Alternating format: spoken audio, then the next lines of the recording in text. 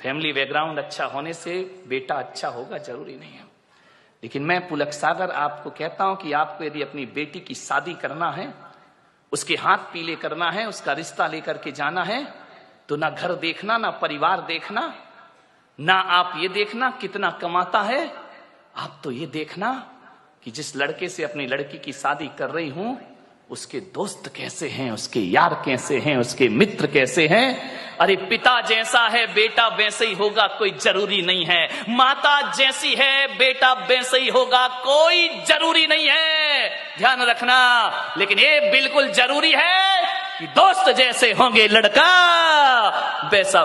दोस्तों का बैकग्राउंड देखो, आप ये देखो किसके साथ उठता है, किसके साथ बैठता है, कहां जा। माँ बाप से छिपके काम करते हैं लड़के, माता पिता को पता नहीं चलता, और दोस्त सड़कों पे बाहर क्या करते हैं। किसी भी बेटी की शादी करो तो लड़के के दोस्तों के बारे में जानकारी जरूर लेना।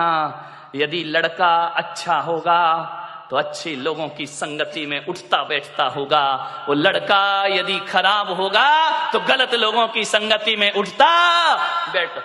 आदमी जैसे माँ बाप होते हैं वैसा नहीं होता, जैसे दोस्त होते हैं आदमी वैसा हुआ करता है, ध्यान रखिए। मान्यवर एक सीख दी है मैंने आपको, इस पर कोई ध्यान नहीं देता है।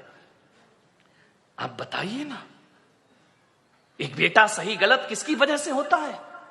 बाप की वजह से, मां की वजह से नहीं मेरे भाई। एक शराबी बाप भी चाहता है कि मेरा बेटा शराब ना पिए, ध्यान रखना।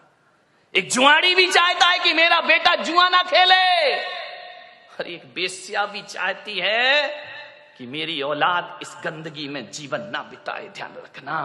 एक चोर ने भी ये सपना नहीं देखा होगा कि मेरा बेटा चोर बने। कोई माँ बाप औलाद को चोर नहीं बनाते हैं, कोई माता पिता औलाद को झूठ बोलना नहीं सिखाते हैं, कोई माता पिता शराब पीना नहीं सिखाते हैं, कोई माता पिता सिगरेट पीना नहीं सिखाते हैं। सिगरेट पीने वाला बाप भी चाहता है कि मेरा बेटा सिगरेट ना पिए, ध्यान रखना। मान्यवर मालूम है सिगरेट पीना कौन सिखाता है? दोस्त सिखाते हैं। सबसे पहले शराब पीना रिश्तेदार या माँ बाप ने नहीं सिखाया, शराबी बाप भी नहीं सिखाता है कि बेटा तू पी ले, ध्यान रखना। लेकिन सबसे पहले शराब पीना कोई सिखाता है तो दोस्त सिखाया करते हैं। सबसे पहले हाथ में सिगरेट आई तो माँ बाप और भाई के द्वारा नहीं, एक दोस्त के द्वारा हमारे हाथ में सिगरेट आती है, एक दोस्त के द्वारा हमारे जीवन में गलत चीजें आती हैं। और जब आदमी का स्टेटस ऐसा बन गया है, सिगरेट नहीं पिए, शराब नहीं पिए, तो कहते अरे कहां पिछड़ा हुआ आदमी, दुनिया चांद पे पहुंच गई, तू अगरबत्ती में लटका है। ध्यान रखिए मान्यवर, ऐसे बहकाने वाले बहुत मिलेंगे जिंदगी में। मान्यवर मैं तो कहता हूं यदि बिगाड़ने वाले दोस्तों से तो बिना दोस्त की जिंदगी गुजार लो, वो अच्छी हुआ करती है। लेकिन ऐसे दोस्तों की संगति ना करो जो हमारी जिंदगी को बर्बाद करके रख दिया करते हो। मान्य आप सोचिए, जीवन में संगति का बहुत असर पड़ता है।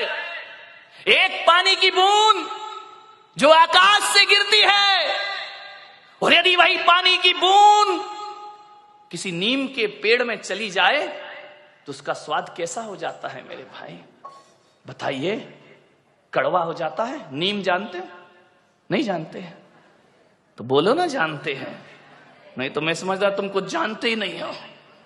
एक नीम के पेड़ में चला जाए तो स्वाद उसका कड़वा हो जाता है। वही पानी की बूंद गन्ने के खेत में चली जाए तो मीठी हो जाया करती है। वही पानी की बूंद यदि केले के पेड़ में चली जाए तो कपूर बन जाया करती है। वही पानी की बूंद यदि सांप के मुख में चली जाए तो हलाहल जहर बन जाया करती है। और वही पानी की बूंद नाली में चली जाए तो गंदी नाली हो जाती है। वही पानी की बूंद यदि समुंदर में गिर जाए तो खारी हो जाती है। और वही पानी की बूंद यदि सीपी के मुंह में चली जाए तो मोती बन करके निखर जाया करती है। बूंद एक ही है।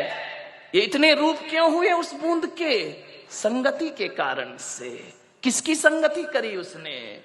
मोती बना सीप की संगति से और जहर बना सांप की संगति से। ध्यान